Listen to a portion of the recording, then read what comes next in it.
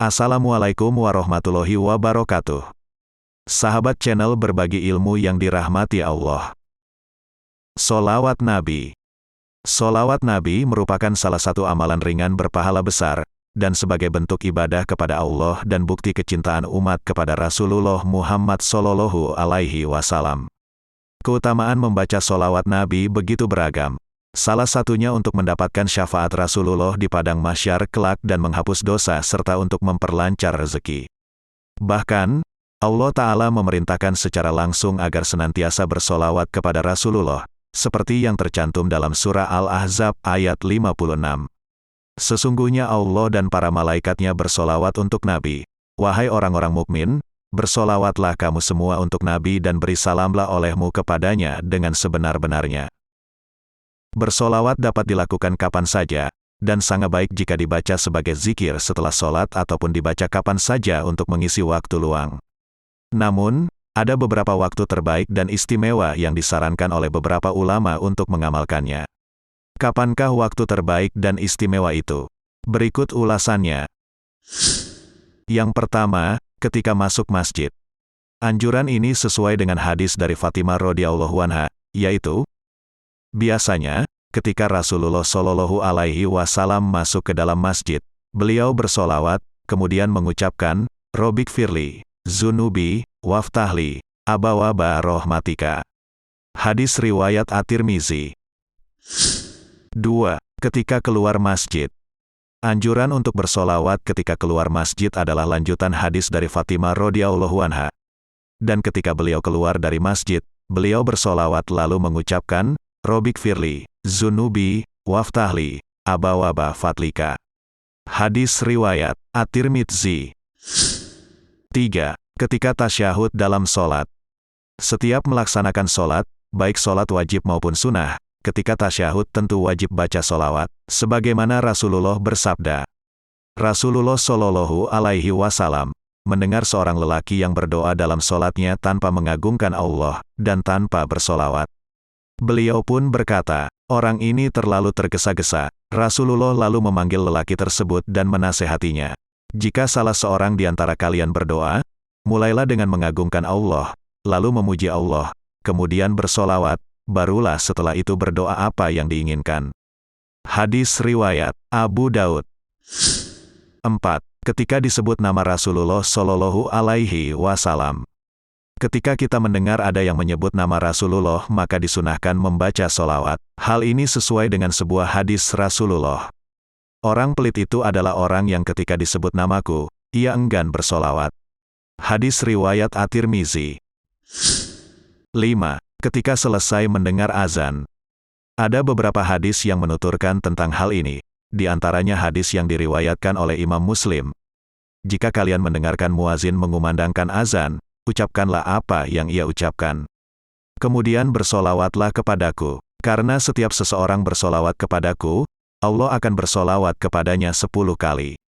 Hadis riwayat Muslim. 6. Ketika pagi dan sore hari.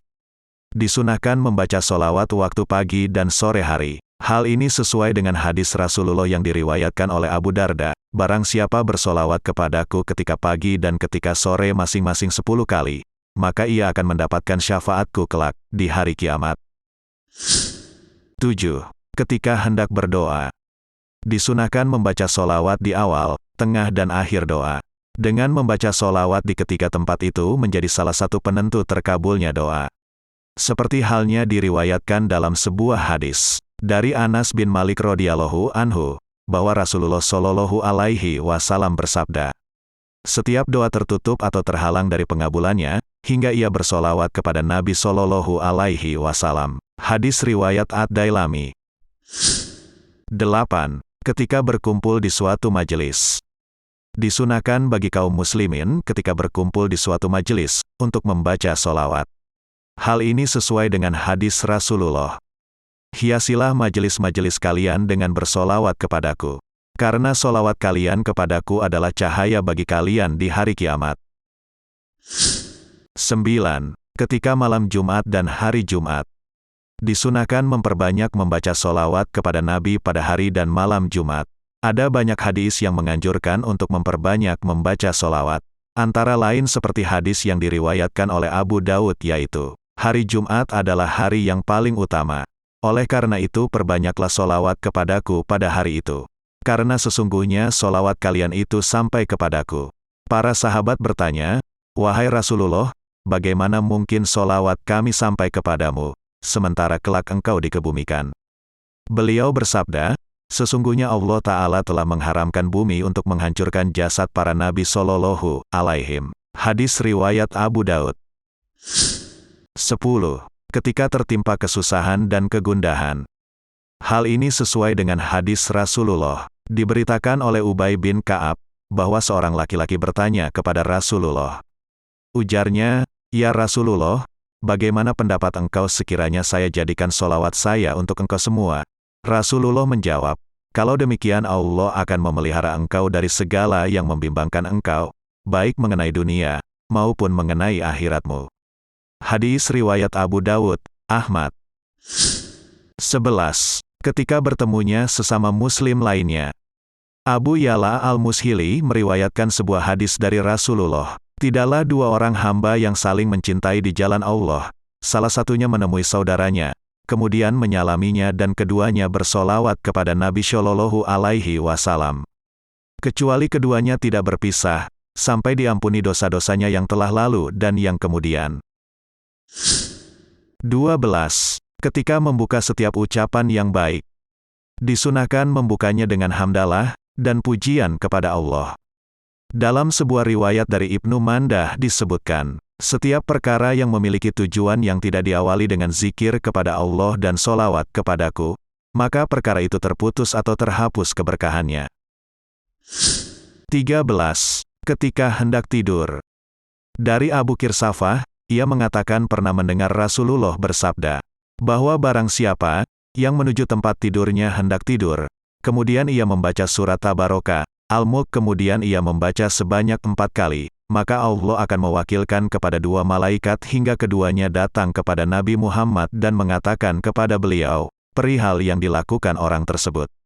Maka kemudian Rasulullah menjawab, untuk Fulan bin Fulan salam dariku dan rahmat serta keberkahan Allah. 14. Ketika bangun tidur. 15. Ketika telinga berdenging. Hal ini disebutkan dalam hadis. Apabila telinga salah seorang di antara kalian berdengung, maka ingatlah aku. Dan bersolawatlah kepadaku, serta ucapkan zakarallahu, man zakaroni bihoir. 16.